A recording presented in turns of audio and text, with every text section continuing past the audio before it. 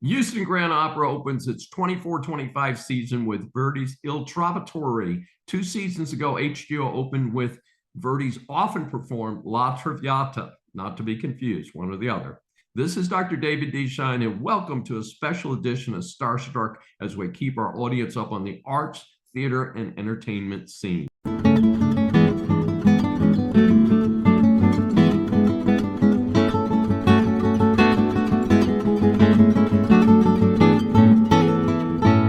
Giuseppe Verdi is one of the most popular opera composers of all time. His credits include Rigoletto, Il Trovatore, and La Traviata during his prime period.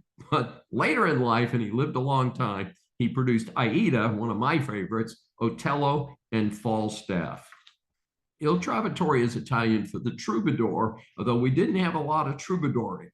The plot of the opera is sad and violent. So even though other operas have death and violence, this has a dark shadow of sadness through most of it. It was first performed in 1853 in Rome. It is based on a 19th century Spanish work, which ties to a real civil war in Aragon, Spain in the 15th century. Typical of HGO, one of the country's best opera companies, this elaborate set is imposing and the voices are outstanding. The orchestra led by conductor Patrick Summers was first class, as always. A leader defending the current crown is Ferrando, sung by Morris Robinson, who opens the opera with his commanding bass. Over the 4 acts, we hear from Count de Luna, also part of the establishment, sung by baritone Lucas Meacham, whose voice is on par with the best in the world. He is paired with the revolutionary Michael Spires, described as a baritone, well matched to Meacham. However, the women control this opera. Unquestionably, highlight of the opera is the love interest of the 2 lead males, Leonora. The part is sung by soprano Aileen Perez. Her singing was so stunning, the opera came to a brief pause at one point due to the applause shouts of bravo during one of her solos. On stage for much of the second half of the opera is mezzo-soprano Rehan Bryce Davis, who plays Azucena with a very strong voice.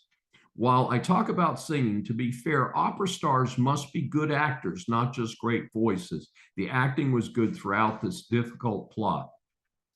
My only criticisms of the opera were the setting and the costumes. For some reason, HBO decided to set this in the 1960s. That by itself might have worked. However, the military men portrayed by the chorus were in suits. That made no sense. You fight as regular military with uniforms, and if you are the revolutionaries, you fight in camo clothes or something. Because of the setting, it was hard to tell which side of the revolution the audience was seeing during each scene. Disclaimer, I buy my own tickets to performances covered, do not identify myself to the theater as a reviewer, and do not promise to do a review.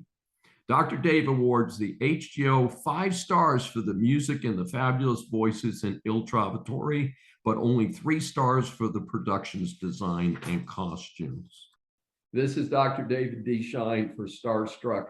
Thanks for joining us, and if you've enjoyed this, please subscribe on your favorite platform.